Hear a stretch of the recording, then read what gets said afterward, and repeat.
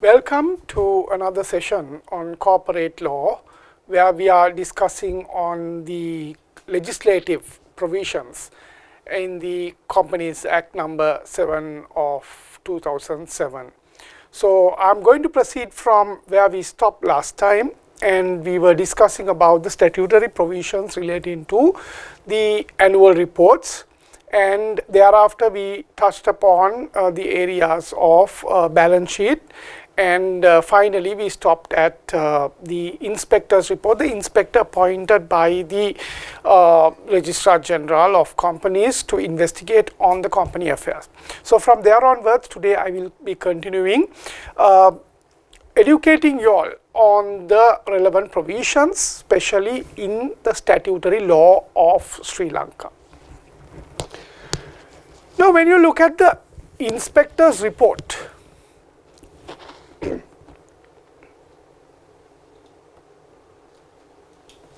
according to section 176(1), an inspector may, and if so directed by the registrar, shall make interim reports to the registrar in the course of an investigation. So while he is conducting an investigation, if the registrar so direct, he may make interim reports accordingly, and shall, on the conclusion of an investigation, finally he makes a final report in writing addressed to the registrar. So this is his duty mainly once he is appointed as an inspector to investigate on the company affairs. Under section 176(2), it further states that where an inspector was appointed under section 173 in pursuance of an order of the court, where the court has appointed an inspector to investigate on the company affairs, the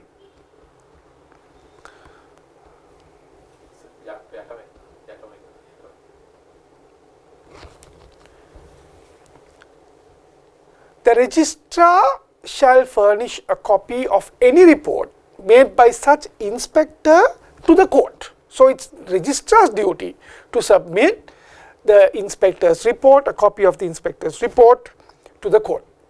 Now, as per section 176(3), the registrar may, if he thinks fit, forward a copy of any such report made by the inspector to the registered office of the company, so that the registrar sends a copy of the inspector's report to the registered office of the company, and then furnish a copy of furnish a copy of any report on request and/or payment of the prescribed fee to any shareholder of the company or of any body, other body corporate dealt with that in that report by virtue of section 174 to any shareholder of that other company, or any person whose conduct is referred to in the report.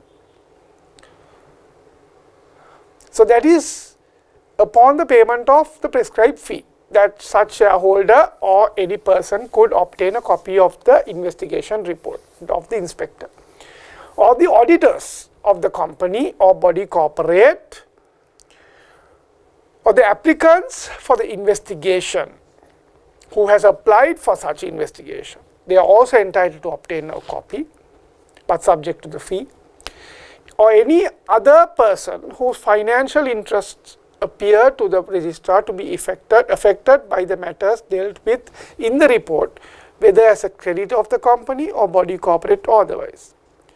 And also the registrar may, if it thinks fit, cause the report to be printed and published, so that it could be a kind of a public document. Now, when you look at the proceedings on inspector's report, proceedings on the inspector's report, how he has entered the proceedings, or what have taken place. Now, according to section 177(1), where from any report made under section 176, what we discussed previously as to the inspector's report, it appears to the registrar that any person has in relation to the company or to any other body corporate whose affairs have been investigated under section 174 being guilty of any offence for which he is criminally liable, then the registrar shall, if it appears to him that the case is one in which the prosecution ought to be undertaken by the Attorney General, then he should refer the matter to the Attorney General. So it is the registrar's duty to refer such matter to the Attorney General when he finds that any person, as reported in the report, being guilty of any offence for which he is criminally liable, not civil but criminally liable. Now, according to section 177(2), wherein any matter referred to the Attorney General under subsection 1, the previous one, where the matter has been referred to Attorney General to frame charges for a person who could be guilty of a criminal offence. The Attorney General, if the Attorney General considers that the case is one which a prosecution ought to be instituted, then he shall institute proceedings accordingly, and it shall be the duty of all officers and agents of the company or other body corporate, as the case may be, other than the defendant in the proceedings, to give him all assistance. So the rest of the people in those companies must give their fullest cooperation, assistance in connection with the prosecution, which they are reasonably able to give. The provisions of subsection 6 of section 175 shall apply for the purpose of this subsection as they apply for the purposes of that section. Now further, as per section 177(4), where from any report made under section 176, it appears to the registrar that proceedings ought in the public interest to be brought by any body corporate, he may bring such proceedings in the name and on behalf of the body corporate. Now what section 177(4) says is that where from any report made under section 176, it appears to the registrar that proceedings ought in the public interest, if the proceedings are ought then to be brought by any body corporate, he may bring such proceedings in the name and on behalf of the body corporate. So it's the registrar that will then go to court and bring the proceedings against such responsible parties on behalf of the company, on behalf of the body corporate. As per section 177(5), the registrar shall indemnify the body corporate against any costs or expenses incurred by it in or in connection with proceedings brought under subsection 4. Now, if the registrar decides to file action in court against some persons and on behalf of the body corporate, he shall indemnify the body corporate of any costs or expenses incurred in this case. Now, expense of investigation of company affairs. Now, how will the expenses be borne of the investigations that are carried out with respect to the company's affairs by the inspector? Now, according to section 178(1), the expenses of an incidental to an investigation by an inspector appointed by the registrar under section 172 or the section 173 shall be met in first instance by the registrar. So it's the registrar who has to bear the expenses for an inspector whom he has appointed. As per section 178(2),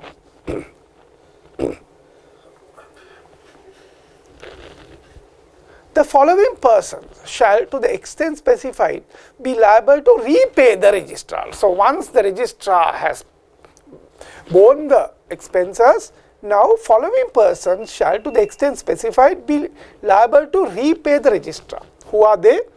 Any person who is convicted, make sure it's convicted, not charged only but also convicted on a prosecution instituted as a result of the investigation by the Attorney General, or who is ordered to pay the whole or part of the cost of proceedings brought under subsection 4 of section 177, may in the same proceedings be ordered to pay the said expenses to such extent as may be specified in the order.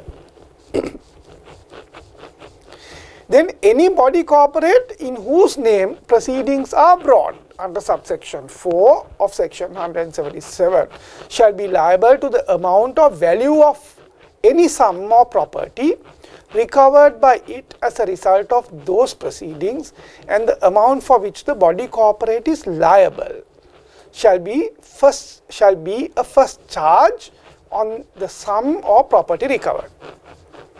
And unless as a result of the investigation, the prosecution is instituted by the Attorney General, in case the prosecution, now in case of an action being instituted and where the Attorney General appears now for the company against somebody criminally charged, then any body corporate dealt with by the report where the inspector was appointed otherwise than of the registrar's own motion shall be liable to pay the expenses except so far as the registrar otherwise directs, and any person making an application for the investigation where the inspector was appointed under section 172 shall be liable to such extent, if any, as the registrar may direct. So this is how people or companies or bodies, corporate, become liable to bear the expenses of either the registrar or the Attorney General, whatever the case may be, whenever there is an action that lie in court and with respect to the expenses to be borne in that case.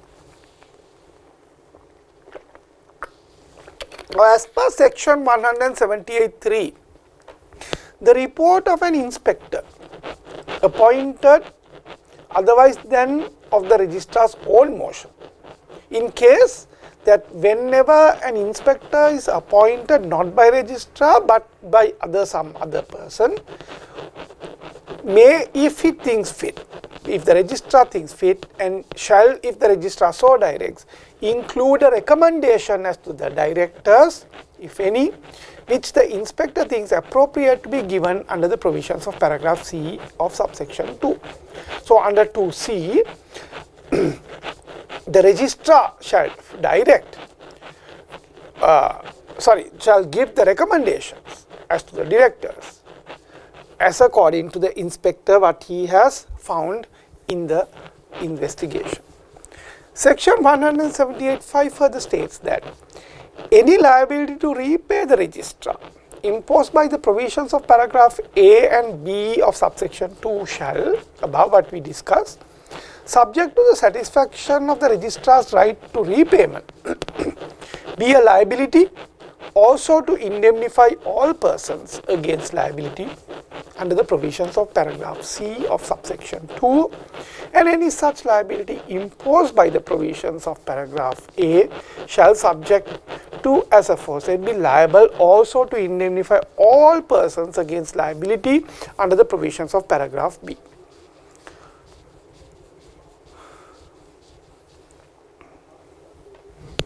Section 178(6) states that any person liable under the provisions of paragraph A or paragraph B or subparagraph 1 or subparagraph 2 of paragraph C of subsection 2 shall be entitled to contribution from any other person liable under the same paragraph or subparagraph as the case may be, according to the amount of their respective liabilities under it.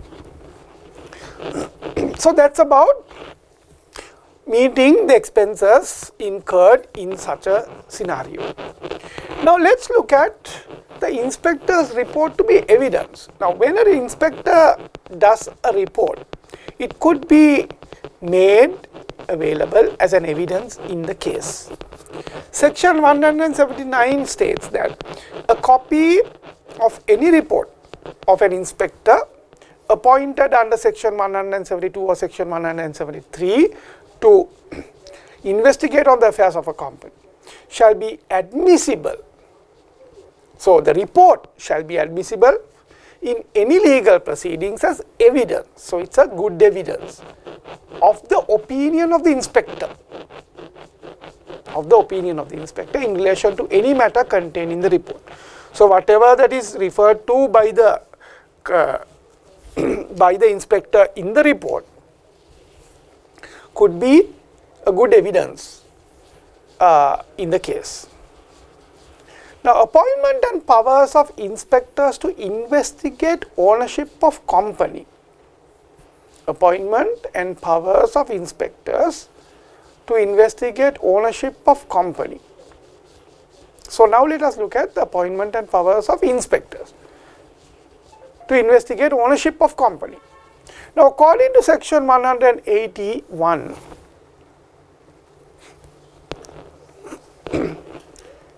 where it appears to the registrar that there is good reason so to do, he may appoint one or more inspectors to investigate and report on the ownership of the shares of the company and otherwise with respect to the company for the purpose of determining the true persons who are or have been financially interested in the success or failure, real or apparent, of the company, or able to control or materially to influence its policy.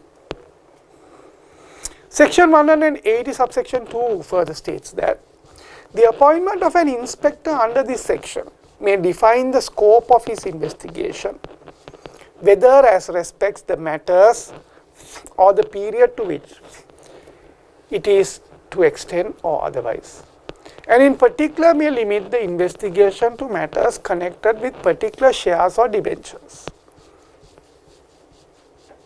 So the appointment of an inspector under this section may define the scope, what he is going to act upon in his investigation, whether as respects the matters or the period which it is to extend or otherwise, and in particular may limit the investigation to matters connected with particular shares or debentures during his investigation.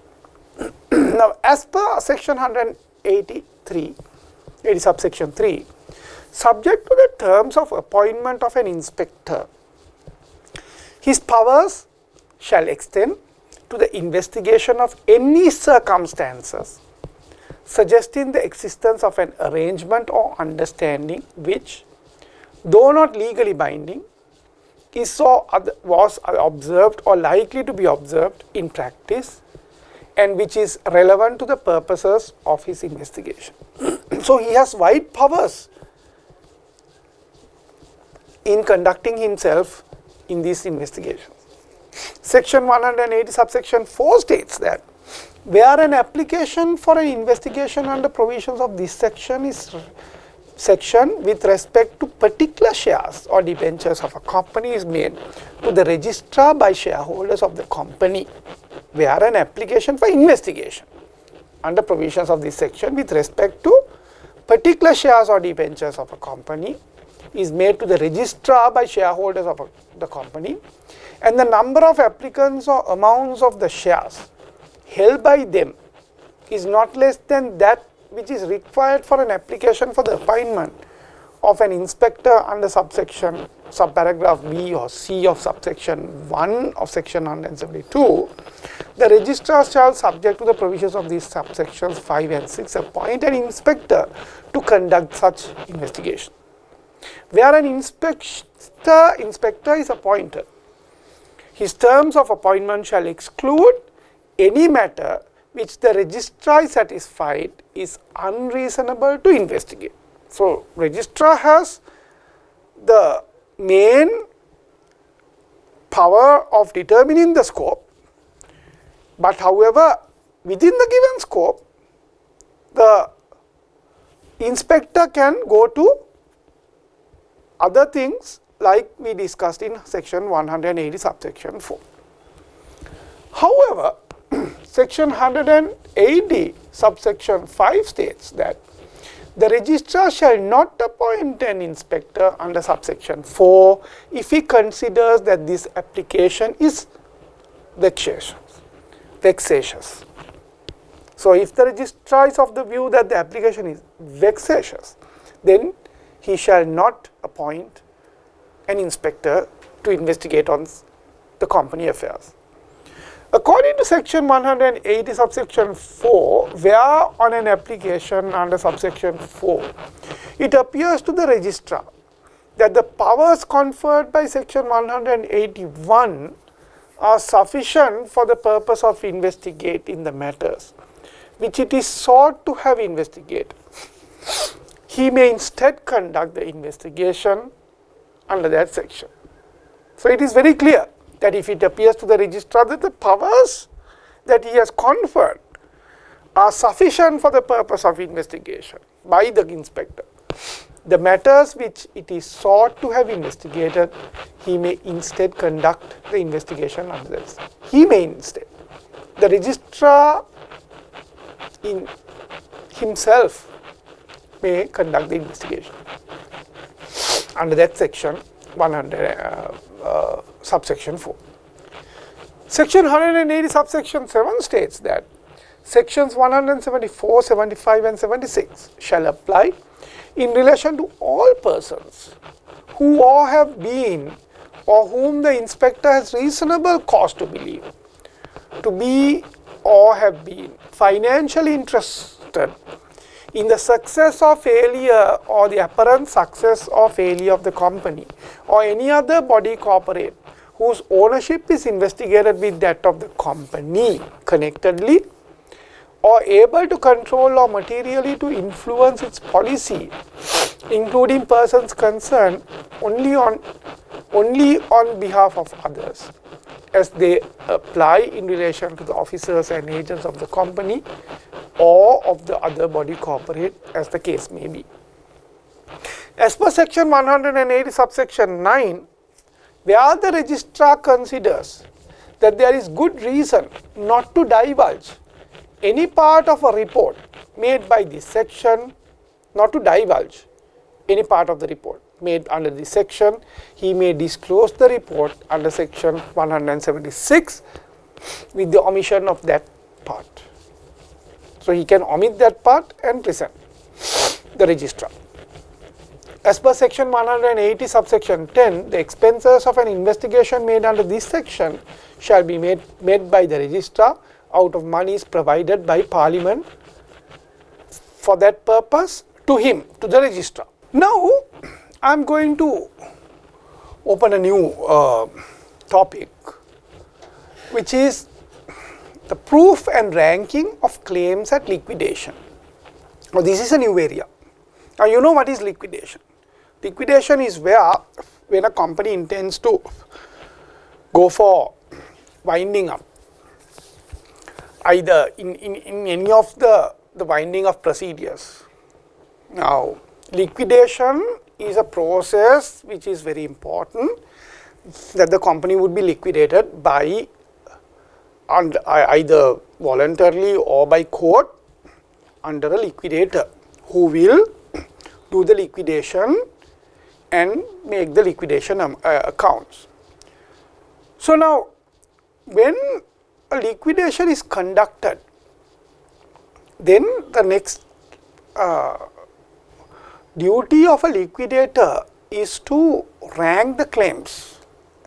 Before ranking claims, he has to find what are the admissible claims for which the company may be liable to settle.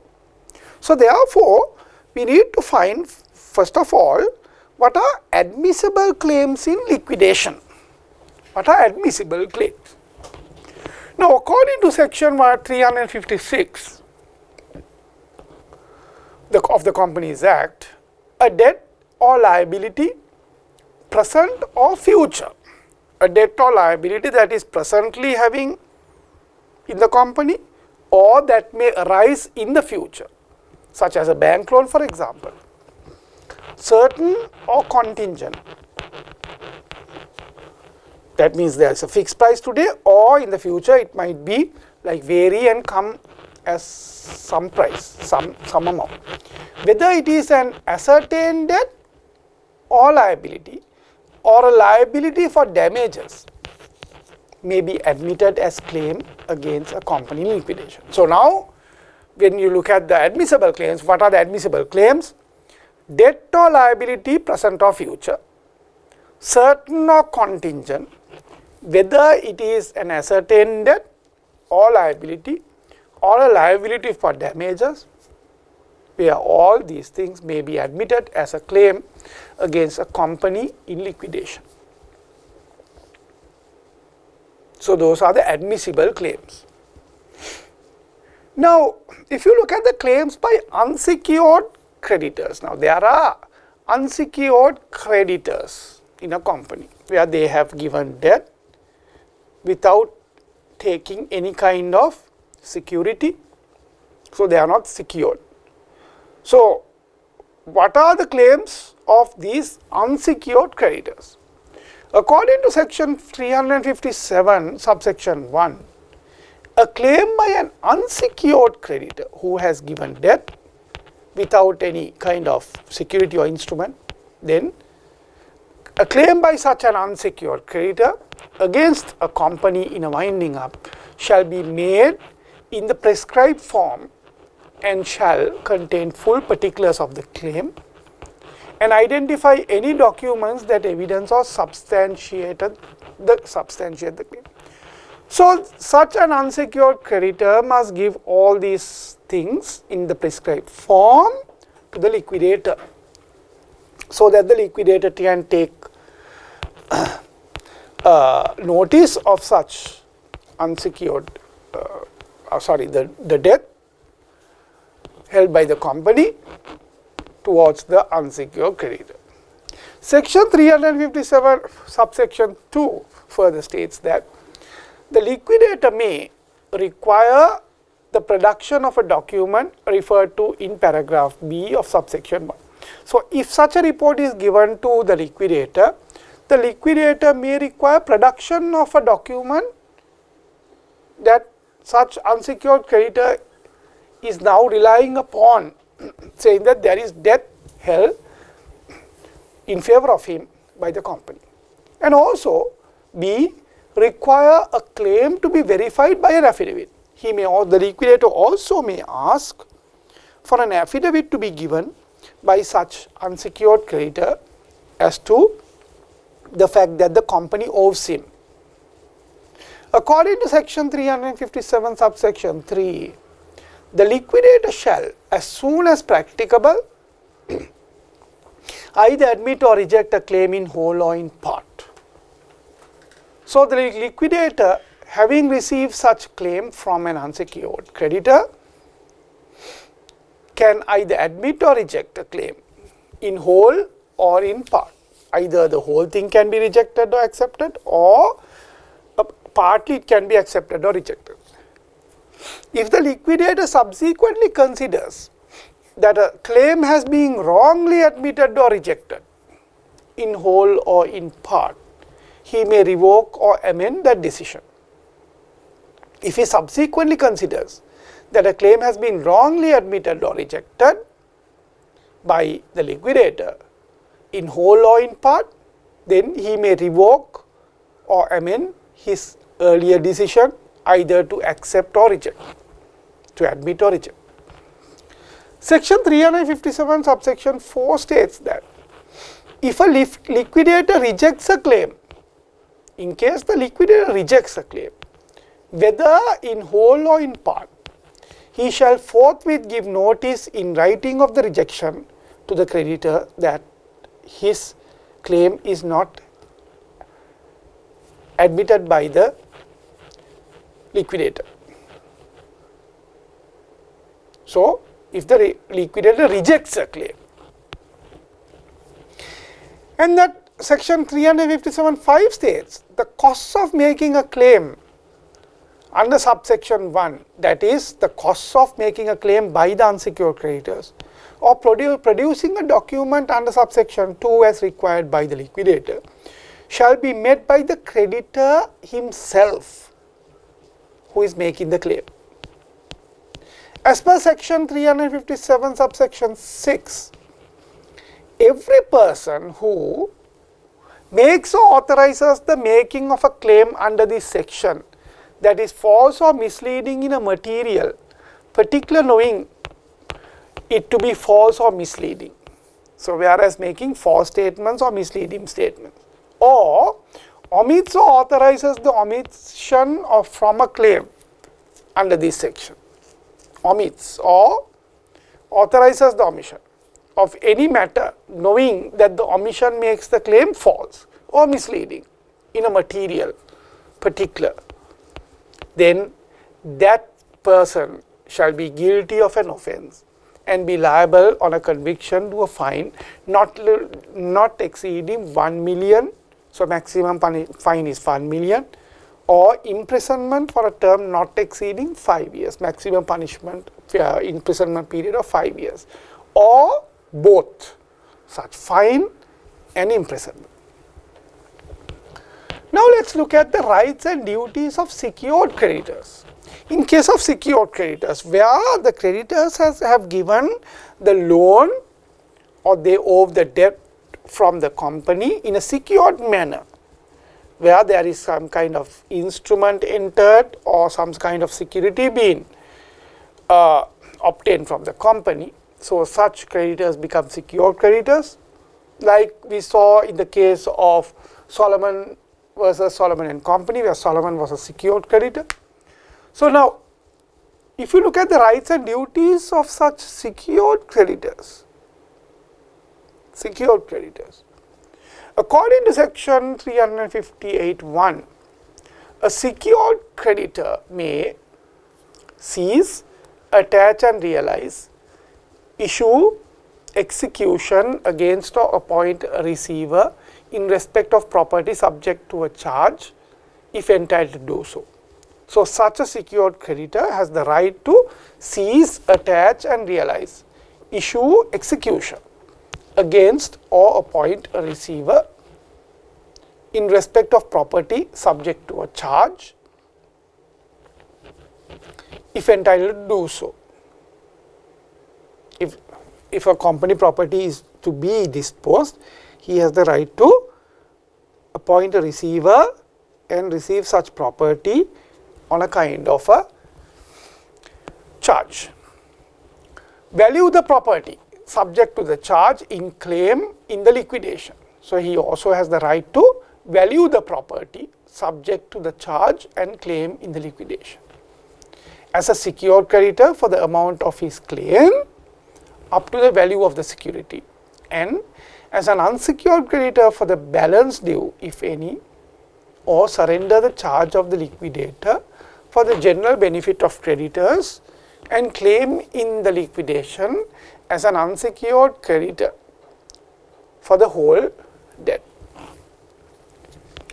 Now, section 358 subsection 2 further states that a secured creditor may exercise the power referred to in paragraph A above of subsection 1, whether or not the secured creditor has exercised the power referred to in paragraph B of subsection 1 before.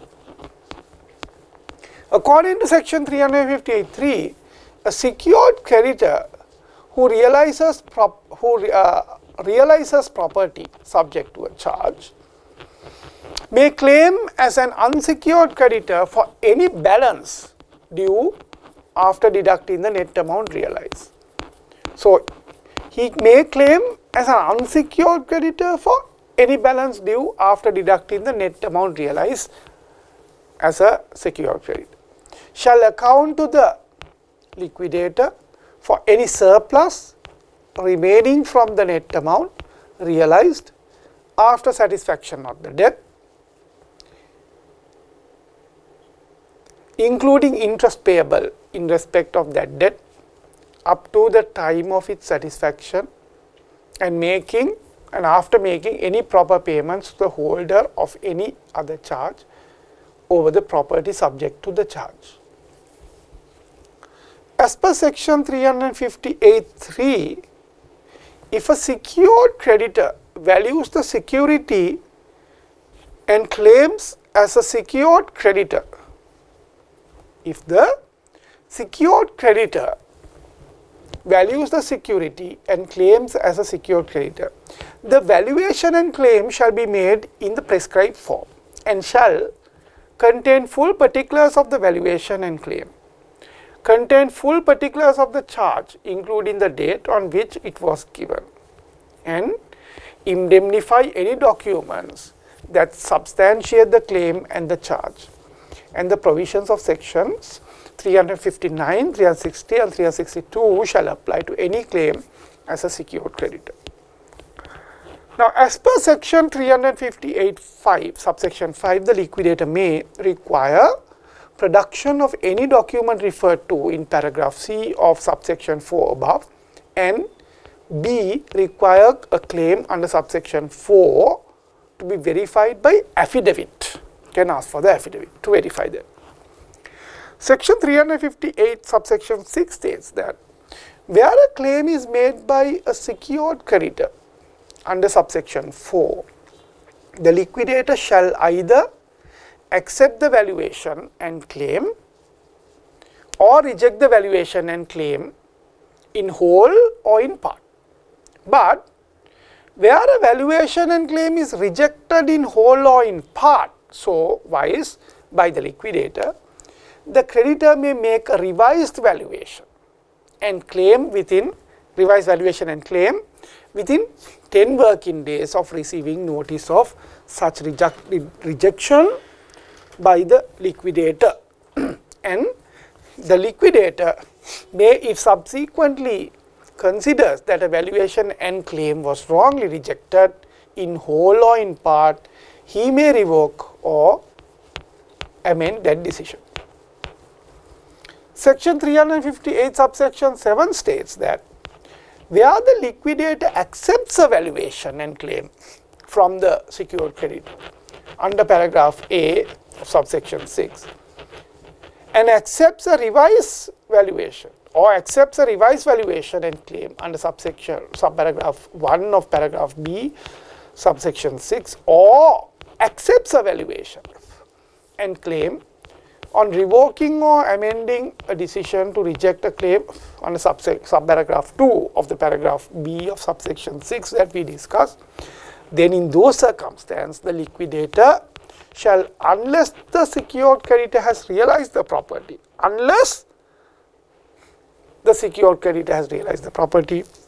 then the liquidator shall redeem the security on payment of the amount of the claim or the assessed value, whichever is the less. So, he shall redeem the security on payment of the amount of the claim or the assessed value, whichever is less.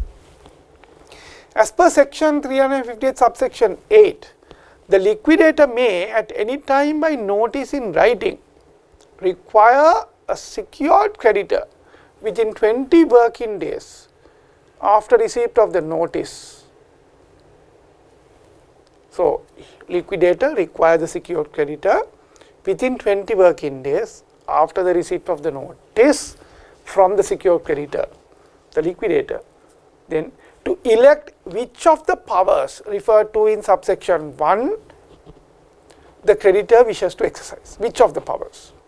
And if the creditor elects to exercise the power referred to in paragraph B or paragraph C of that section 358 subsection 1, then to exercise the power within that period. Section 358(9) subsection 9 states that a secured creditor on whom notice has been served under subsection 8 and who fails to comply with the notice shall be taken to have surrendered the charge to the liquidator under paragraph C of subsection 1 for the general benefit of creditors, and may claim in the liquidation as an unsecured creditor for the whole debt. So, I repeat, a secured creditor on whom notice has been served by the liquidator under subsection 8 and who fails to comply with the notice shall be, so if the secured creditor has failed to, having been noticed but fails to comply with the notice, shall be taken to have surrendered the charge to the liquidator, then under paragraph C of the subsection 1 for the general benefit of creditors, and may claim in the liquidation as then he falls within the category of unsecured creditor for the whole debt. As per section 358 subsection 10, a secured creditor who has surrendered a charge under paragraph C of subsection 1 or is deemed to have surrendered a charge under subsection 9 may, with the leave of the court or the liquidator and subject to such terms and conditions as the court or the liquidator thinks fit, at any time before the liquidator has realized the property charge, withdraw the surrender and rely on the charge or submit a new claim under this section. According to section 358 subsection 11, every person, now we come to the penalty clause, every person who makes or authorizes the making of a claim under subsection 4 that is false or misleading in a material particular, knowing it to be false or misleading, or omits or authorizes the omission of from a claim under subsection 4 of any matter knowing that the omission makes the claim false or misleading. Knowing, okay, not that without knowing. So it is knowing, false or misleading in a material particular, shall be guilty of an offence and be liable to a conviction to a fine not exceeding 1 million. So the maximum is 1 million rupees or the maximum imprisonment of 5 years. That means the imprisonment shall not exceeding 5 years, or both such fine and imprisonment. Now let us look at the next important area, the ascertainment of amount of claim.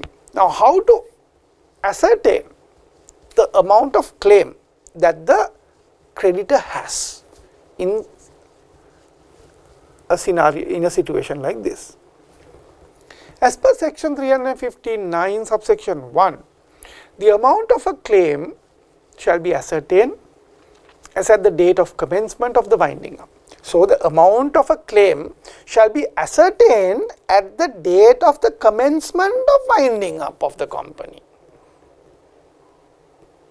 So the ascertainment of the amount should be done at the date of commencement of the winding up. And section 359(2) further states that the amount of a claim based on debt or liability denominated in a currency other than Sri Lanka currency, say USA, then shall be converted into Sri Lankan currency, Sri Lanka rupees, at the rate of exchange applicable at the close of the date of commencement of the winding up.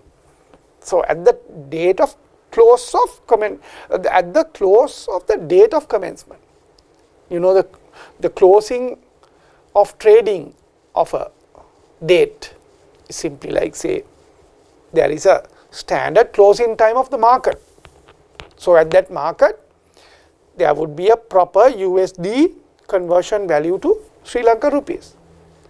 Then in that case it is that amount.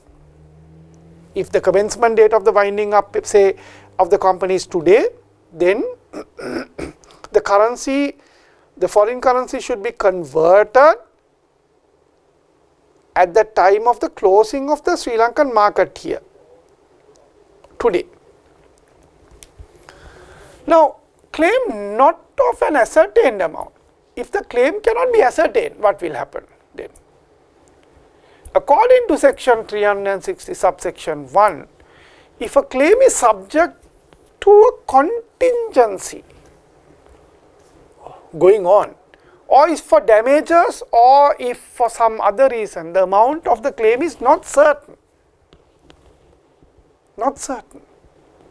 it is not fixed, it is not certain, then the liquidator shall make an estimate the liquidator then make an estimate of the amount of the claim and give notice of that estimate to the creditor, that this is the amount that the company owes you. Section 360 subsection 2 states that on the application of a claimant who is aggrieved by an estimate made by the liquidator, the court shall then determine the amount, the real amount of the claim. If the claimant has made an application that he is not satisfied with the estimate made by the liquidator, then it is up to the court to determine the amount of the claim.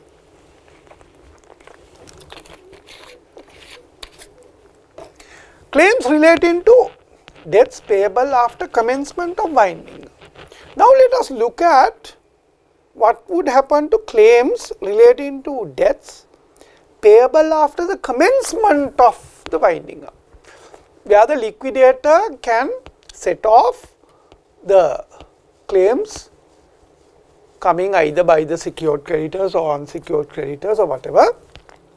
He could dispose such amounts. Then according to section 362 subsection 1, a claim in respect of a debt that but for the winding up would not be payable until a date that is more than 6 months after the commencement of winding up. So nothing can be paid within the first 6 months.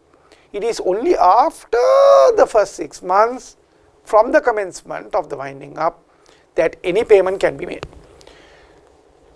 It shall be treated for the purpose of this part of this act as a claim for the present value of the debt, and it has to be treated as a claim for the present value of the debt, not with interest. Now, as per section 362 subsection 2, for the purposes of subsection 1, the present value of a debt shall be determined. How to determine the present value? Then by deducting from the amount of the debt interest at the prescribed rate for the period from the date of commencement of the winding up to the date when the debt is due only. So only up to the date the debt is due, you could calculate the interest, not beyond that. Then mutual credit and set off provisions. Mutual credit and set off provisions. Now, that is where the creditor also owes a debt to the company. So, there is mutual credit to the company as well as to the creditor. And how to set off between them?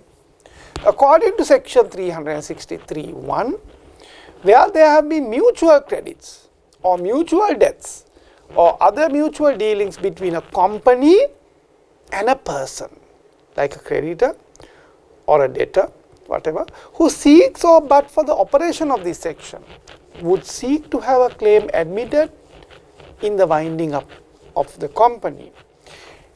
An account shall be taken of what is due from one party to the other, company and the person, in respect of those credits, debts or dealings. An amount due from one party shall be set off against an amount due from the other party. So, if the company owes something and also the creditor owes something, then the amounts can be set off against each other. Only the balance of the account shall be claimed in the winding up. Only the balance. Thereafter, only the balance can be. So, the liquidator will make the accounts and see who owes who, whether the company owes the creditor or the creditor owes the company. Only the balance of the credit account shall be claimed in the winding up or be payable to the company, as the case may be. However, section 363 subsection 2 states that this section shall not apply to an amount paid or payable by a shareholder. It is only available for a creditor. And this section shall not apply to an amount paid or payable by a shareholder, as the consideration or part of the consideration not to be considered, that it is a consideration or part of the consideration for the issue of the shares, because you have to keep the shares away in determining this, or in satisfaction of a call where the shareholder has not yet paid, then satisfaction of a call to pay for the shares in respect of an outstanding liability of the shareholder made by the board or by the liquidator. So whatever in the circumstance. Now, the next interesting point is what provisions are available for the interest on claims. Now you have the claims, and over the claims there would accrue interest. So then interest on claims. Now according to section 364 subsection 1, the amount of a claim may include interest up to the commencement of the winding up, not thereafter, only up to the commencement of the winding up. That you can calculate the interest on the claim and then put the claim as a complete portion, including interest, and at such rate, the interest at such rate as may be specified or contained in any contract. If it was based on the contract, then what the contract has defined as accruing interest, that makes provision for the payment of interest on that amount. Or in the case of a judgment debt, that means in case where the court is to decide on the debt and the amount, then at such rate as payable on the judgment debt. So whatever, like for example the legal interest to be calculated over the judgment debt. Section 364 subsection 2 further states that if any surplus assets in the company remain after the payment of all admitted claims, interest shall be paid at the prescribed rate. That means if there is any surplus of assets, then interest shall be paid at the prescribed rate on those claims from the date of commencement of the winding up to the date on which each claim is paid. So during the time the winding up process have been continuing, the interest can be calculated based on the fact that there is a surplus of assets. If the amount of the surplus assets is insufficient to pay interest in full on all the claims that are now due to be paid, then payment shall be made at the ratably among all claims. Ratably, that means on a pro rata basis, should be decided upon the interest, the payments. That would also include the interest calculated from then the commencement of the winding up to the time of the payment of the claim. Hence, section 364 subsection 3 states that if any surplus assets remain after the payment of interest also in accordance with subsection 2, then interest shall be paid on all admitted claims referred to in subsection 1. Then interest shall be paid on all admitted claims, not only with respect to the selected ones, but all, or having priority, but on all admitted claims, from the commencement of the winding up to the date on which the claim is paid, at the difference between the rate referred to in paragraph A, paragraph B of that section, as the case may be, and the prescribed rate. If the amount of the surplus assets is insufficient in such a case to pay all the interest in full on all such claims, then like earlier, payment shall be made on pro rata basis among all claims. Now, there may also be preferential claims, where you need to make claims with a priority basis, or claims that have priority, preferential claims. According to section 365(1), the liquidator shall pay out of the assets of the company the expenses, fees and claims set out in the 9th schedule to the extent that in the order of priority specified in that schedule, and that schedule shall apply to the payment of those expenses, fees and claims according to its tenor. Section 365(2) subsection 2 further states that without limiting paragraph 7b of the 9th schedule, the terms assets in subsection 1 shall not include assets subject to a charge unless the charge is surrendered or taken to be surrendered or redeemed under section 358, or that the charge was when created a floating charge in respect of those assets. Now, I will explain to you on the floating charges later on in today's lecture. So, before that, let us look at the claims of other creditors and distribution of surplus assets. Now, then we are going to look at how to settle the claims of other debtors or other creditors of the company, and how to distribute the surplus assets in a company. Now, when a company is liquidated, wound up, you are not supposed to keep anything within the wound up company.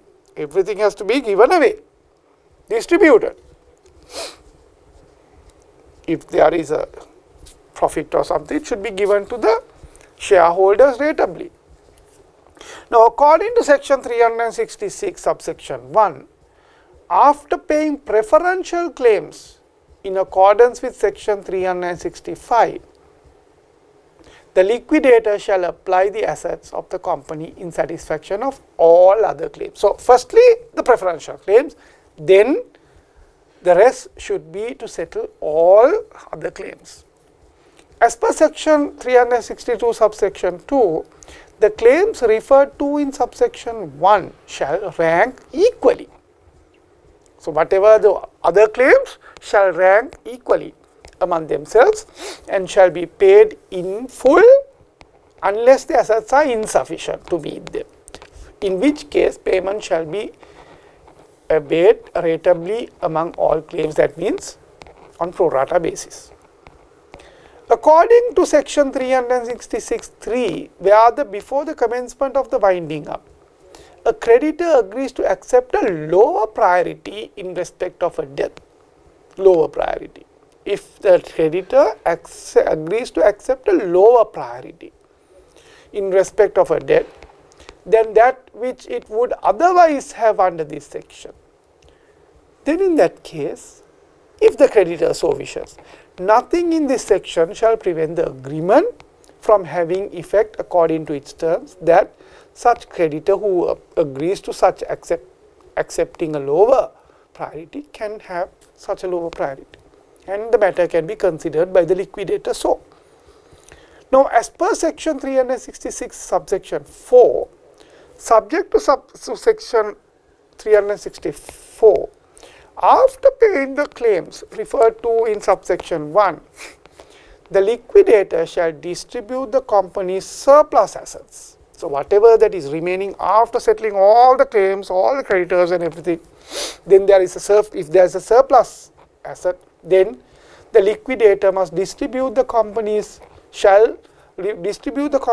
surplus assets in accordance with the provisions contained in the company's articles. Then he must refer to the articles. In case of a surplus, how the rest of the assets should be distributed. He should look at the articles. Articles come first then. Or if the company's articles do not contain provisions for such a scenario, for the distribution of surplus assets, some articles miss out that, then in accordance with the provisions of the law of this Act, Companies Act. Section 365 further states that the provisions of the 10th schedule in such a case shall apply in relation to payment of claims referred to in subsection 1 of this section. Now, next, I would like to take you through the area of company's liquidation account. Now, that is also a very important area, especially for accountants, because accountants are the ones who would be conducting the affairs of a liquidator, so appointed to liquidate a company prior to the closure. during the winding up process. Now, when you look at the company's liquidation account, you need to first of all establish company liquidation account. So, how to establish a company's liquidation account, right? According to section 396(1), subsection 1, 396 subsection 1, an account to be called a company's liquidation account shall be kept by the registrar with such bank as may from time to time be approved by the minister in charge of the subject of finance. So, an account to be called the company's liquidation account, it's one account for all the companies that may go into liquidation and so forth, that the registrar shall keep such account in a bank and maintain such, so that all the monies can come into that bank, and from time to time it should be approved by the minister in charge of the subject of finance. As per section 396 subsection 2, whenever the balance standing to the credit of the company's liquidation account is, in the opinion of the registrar, in excess of an amount required for the time being to meet claims under section 397, the registrar shall notify the deputy secretary to the treasury of the excess that is remaining in the company's liquidation account, and shall pay to him to such account as he may direct, the treasury secretary, deputy treasury secretary, the whole or any part of that excess which he may require. So, the treasury secretary, deputy secretary to the treasury can ask the registrar to transfer that whatever in excess in that account. The deputy secretary to the treasury may invest the sums paid to him by the registrar or any part of them in government securities, like government bonds, to be held to the credit of the company's liquidation account. So, it won't become a asset of the treasury, it would still remain as asset of the company's liquidation account, but it can be invested likewise in the government securities, but in the credit of the company's liquidation account. Section 396(3) states that when any party of the money paid to the deputy secretary of the treasury under subsection 2 above that we discussed is, in the opinion of the registrar, required to meet any claim under section 397, where registrar has to then thereafter make any payment, the registrar shall give notice of that requirement to the deputy secretary of the treasury, who shall repay the amount, maybe having realized the government securities that he has invested, amount required to the registrar, back to the registrar, to the credit of the company's liquidation account. So, it will become then liquid money, and for that purpose sell any of the securities referred to in subsection 2 as I mentioned.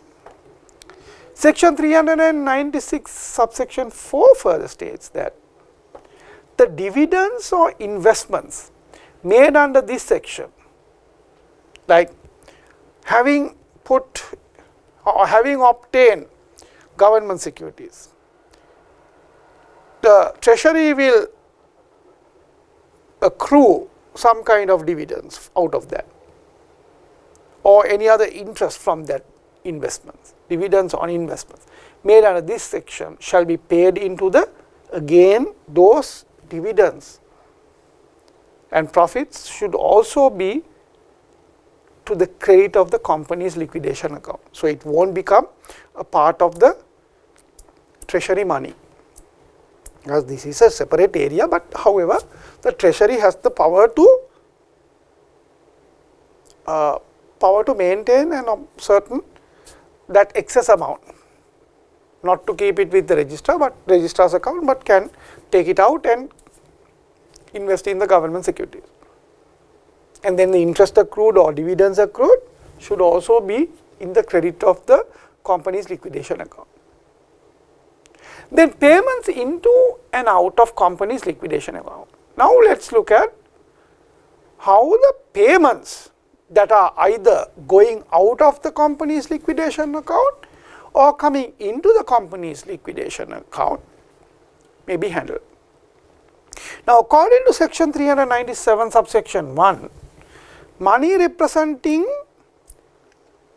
unclaimed assets of a company by anyone standing to the credit of a liquidator, standing to the credit of a liquidator of a company, shall after completion of the winding up, so whatever that is remaining with the liquidator that is not claimed by anyone, then the liquidator shall pay it to the registrar to be credited to the company's liquidation account in the country. Section 397 subsection 2 states that money held in company's liquidation account may be paid or distributed to any person who would have been entitled to payment or distribution in the winding up of a company of any money or surplus assets, the proceeds of which have been credited to the company's liquidation account. Now, as per section 397 subsection 3, where any funds have been paid into the company's liquidation account in respect of any company and that company subsequently is dissolved, then the provisions of section 95 shall apply to those funds.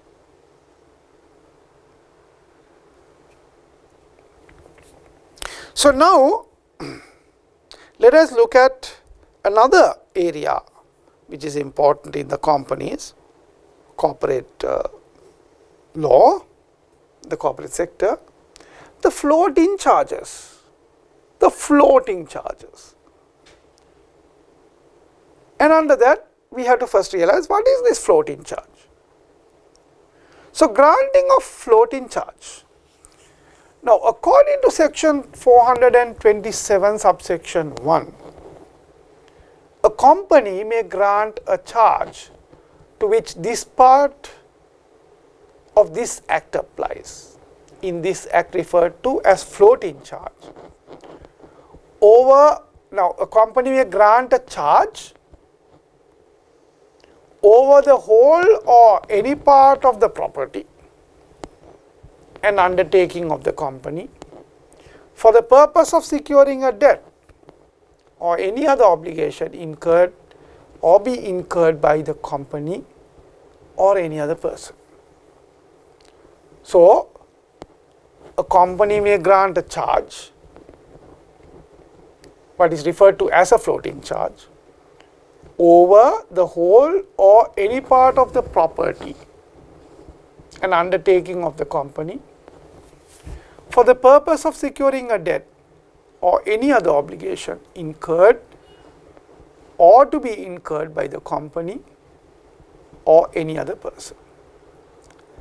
As per section 427 subsection 2, such a floating charge may apply to any property of the company, whether held by the company at the time of creation of a floating charge or acquired thereafter.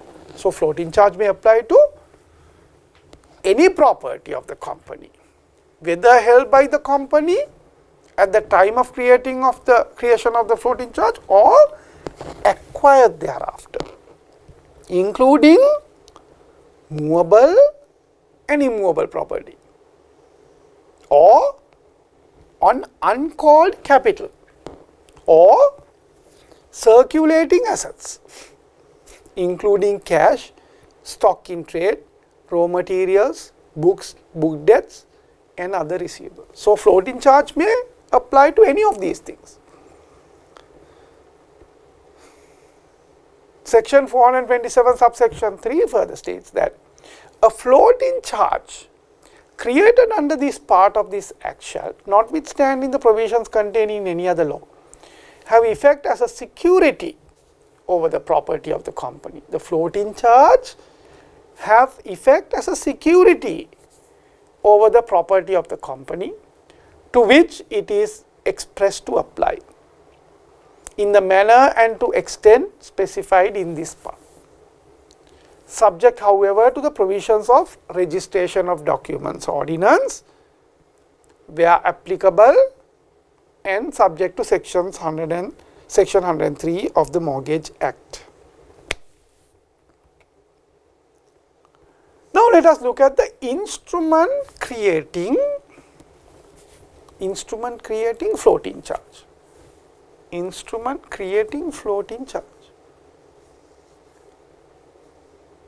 What sort of instrument that creates the floating charge? According to section 428(1), a floating charge may be created by a company only by the execution under the name of the company in accordance with the provisions of paragraph A of subsection 1 of section 19 of an instrument which is expressed to create such a charge. So, a floating charge may be created under the name of such company in accordance with the section 19(1)(a) of an instrument which is expressed to create such a charge called the floating charge. Section 428 subsection 2 requires that an instrument which creates a floating charge over a property, the company property, which includes land, shall be registered under the registration of documents ordinance. So, the floating charge over a company's property should be registered under the registration of documents ordinance as an instrument affecting that land. So, that means the floating charge once imposed on a property, especially land, immovable property, shall be registered with the land registry in the relevant folio maintained at the land registry with regard to that particular land, so that anyone who is interested in that land can see that there is a floating charge imposed on this land property. So, further section 428 subsection 3 states that an instrument which creates a floating charge over a property which includes movable property shall be registered under the, as if it were a bill of sale. So, when it is registered in the land registry, it appears as a bill of sale. Bill of sale. Where the floating charge also includes land, if with regard to movable property, it operates as a bill of sale, where you can register as a under the registration of documents ordinance. Where the floating charge also includes land, where the floating charge now is on a land, immovable property, the provisions of section 16 to 22 of the registration of documents ordinance shall not in any way affect the instrument insofar as it relates to land. So, the provisions of section 16 to 22 of the registration of documents ordinance shall not in any way affect such instrument of the floating charge where it has been registered insofar as it relates to a land in immovable property. Now, section 428 subsection 4 further states that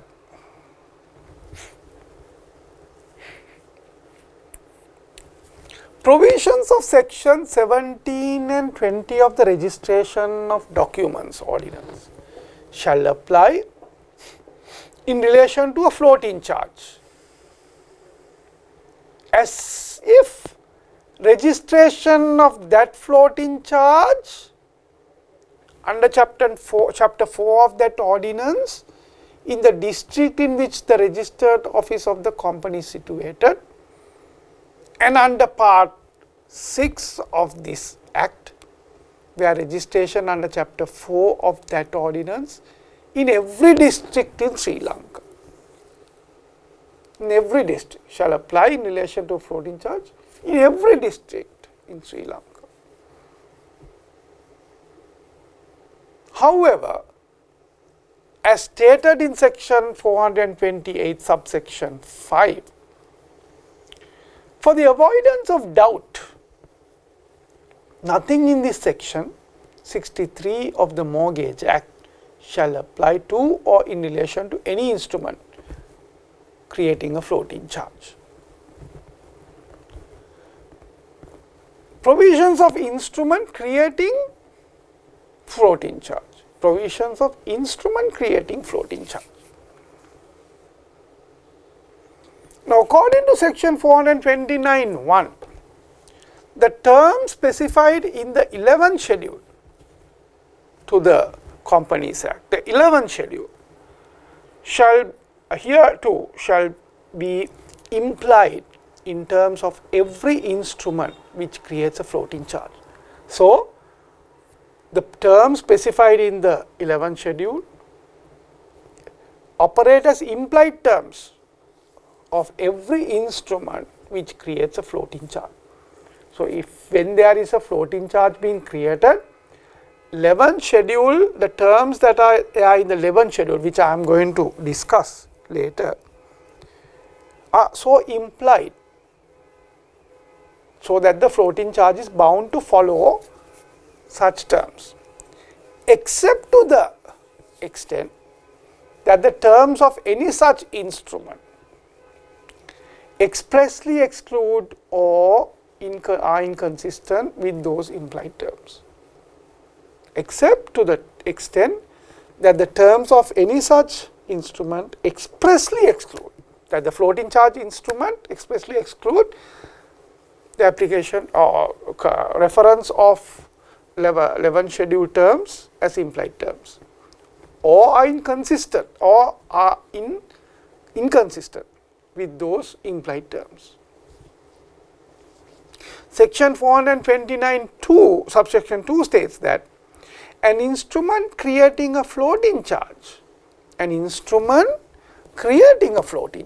may contain provisions prohibiting or restricting the creation of any fixed security or any other floating charge having priority over or ranking equally with the floating charge, or provisions regulating the order in which the floating charge shall rank with any other subsisting or future floating charges or fixed securities over that property or any part of it.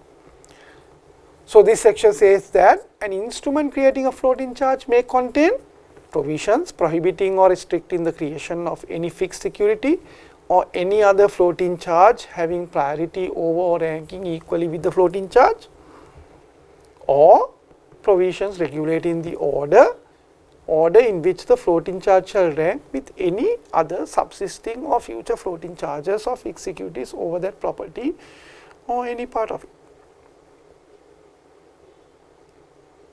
So, now having discussed those things, let us now look at the 11th schedule, what we discussed earlier, and look at the contents of this 11th schedule to the Companies Act number 7 of 2007.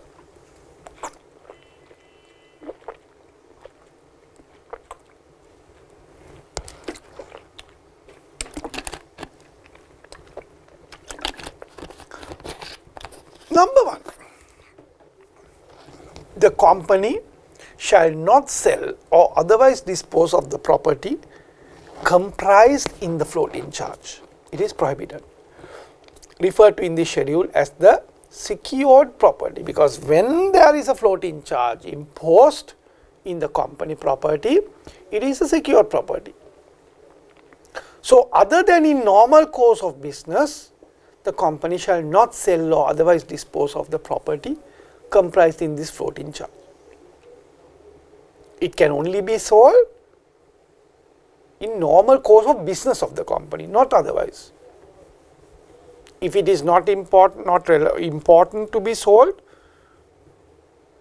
within the course of business, normal course of business, then it shall not be, because it is secured property.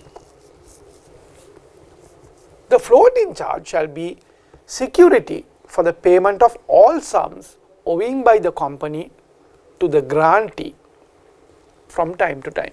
So, whoever who has given money to the company, the grantees, then floating charge shall be a security for the repayment of such sums where the company owes to such grant from time to time.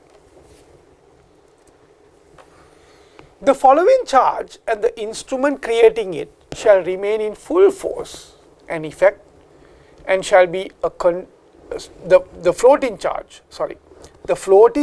and the instrument creating that floating charge shall remain in full force and effect and shall be continuing security for the payment of any sums owing by the company to the grantee from time to time, notwithstanding that any sum or sums may be paid to the grantee and that any account between the company and the grantee may from time to time be in credit, and notwithstanding any settlement of account or other matter or thing whatsoever until a final discharge of the floating charge is executed by the grantee in respect of the property comprised in it.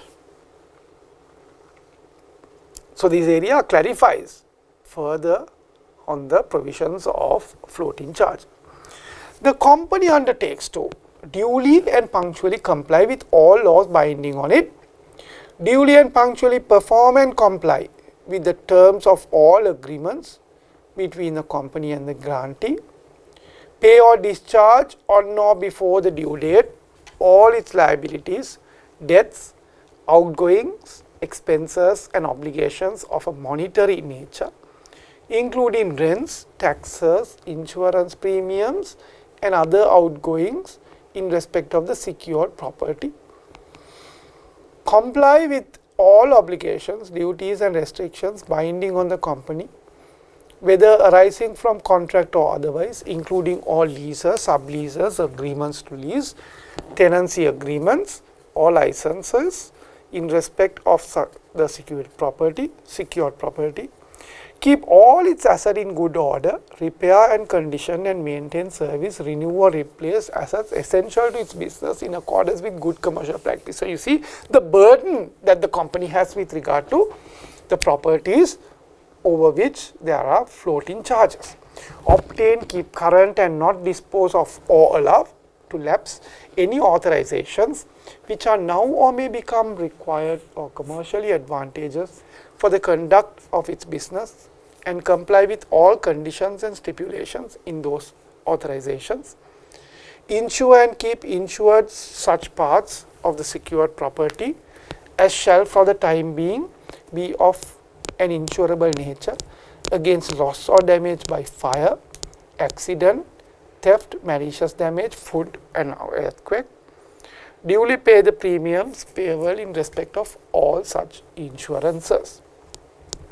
Now, where the company neglects or fails to perform or observe any of the terms expressed or implied in the instrument or of any agreement between the company and the grantee shall have the right to perform or observe any such term, whether by payment or action on behalf of the company, but shall not be obliged to do so.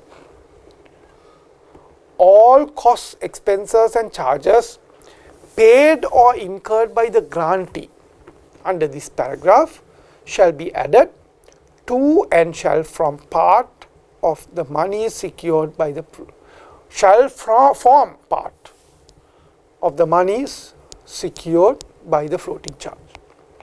The company shall deliver to the grantee as soon as practicable and in any event within 3 months after the last day of each of its financial years all financial statements which it is required by law to prepare together with all auditors' reports, annual reports and other documents required by law to be prepared by the company and sent to shareholders. So, the accountants have a great duty in this regard in the company. Provide such other information about the business, financial condition and operations of the company as the grantee may by written notice reasonably required. At the same time as any notices, documents or information are sent to its shareholders, deliver copies of the notices, documents or information to the grantee. Then, notwithstanding any other agreement between the company and the grantee, all sums secured by this floating charge shall become immediately due and payable by the grantee on demand by the guarantor, by the grantor, company against the grantor, on the occurrence of any of the following events. What are those events? The company failing to pay on the due date any amount payable by the company to the grantee. The grantee. The company failing to perform or observe any of the terms of the instruments or of any other agreement between the company and the grantee. Any holder of the security interest in any property of the company taking possession, or a receiver or liquidator being appointed in respect of the whole or in part of the secured property. Any creditor of the company obtaining execution against the whole or any part of the secured property. The commencement of the winding up of the company, if the appointment of an administrator of the company, the disposal by the company of the whole or any part of its undertaking other than in the normal course of business, the company ceasing to carry on business. Where the secured property comprises all the property and undertaking of the company, the grantee may appoint the receiver of the secured property on the occurrence of any of the events specified in paragraph 7, whether before or after demand is made under that paragraph. So, you would see that these are the contents that are referred to in the schedule, the 11th schedule pertaining to the floating charges.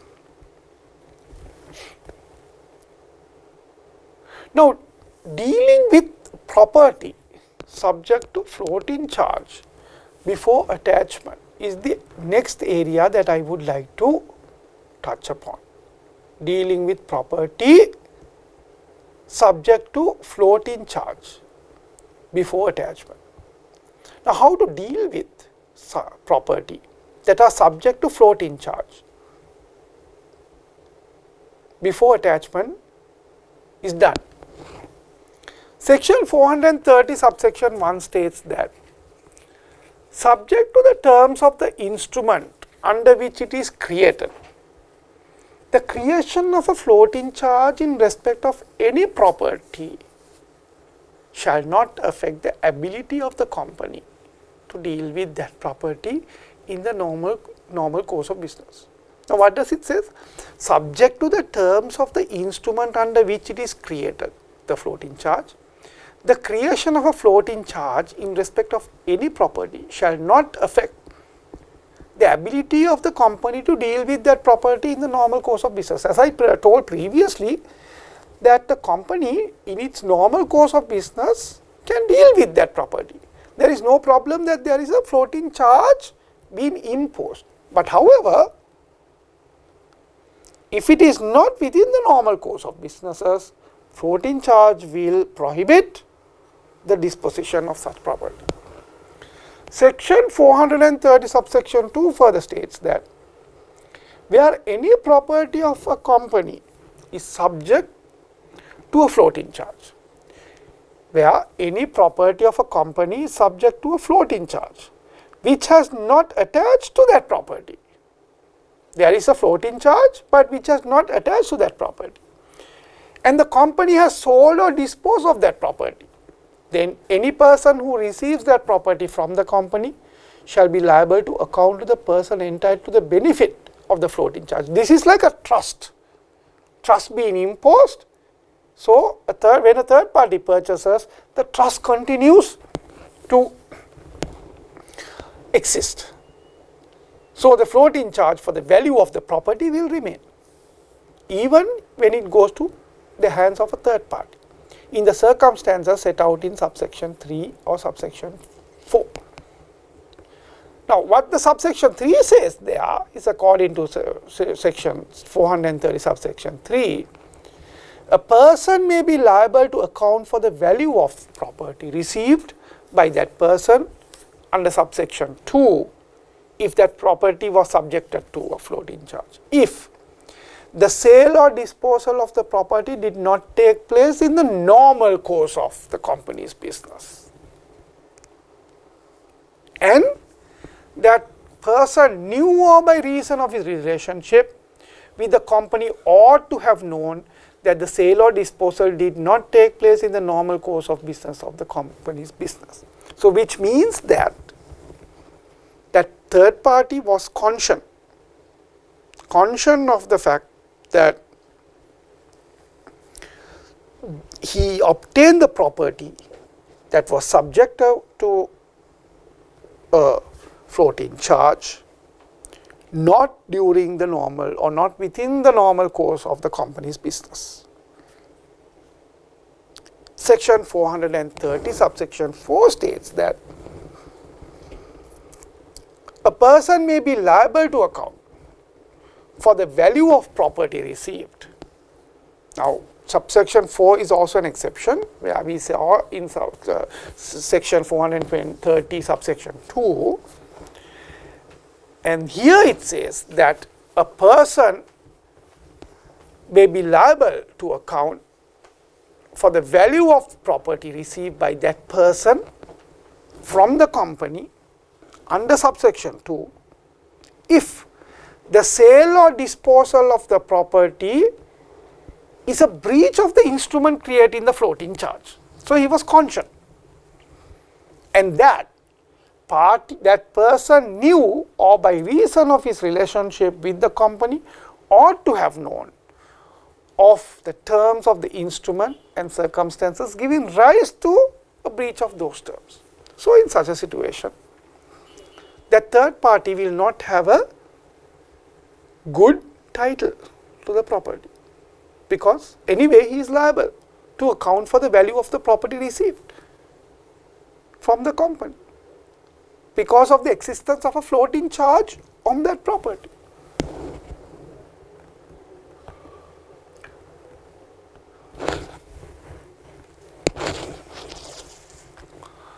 So, I conclude today's lecture with that area, and on the next day I would like to take you through some other important areas that might be or that would be helpful for you in your examination, and to clarify on the statutory implementation in the corporate law sector, especially considering or taking into discussion of the relevant provisions contained in the Companies Act number 7 of 2007.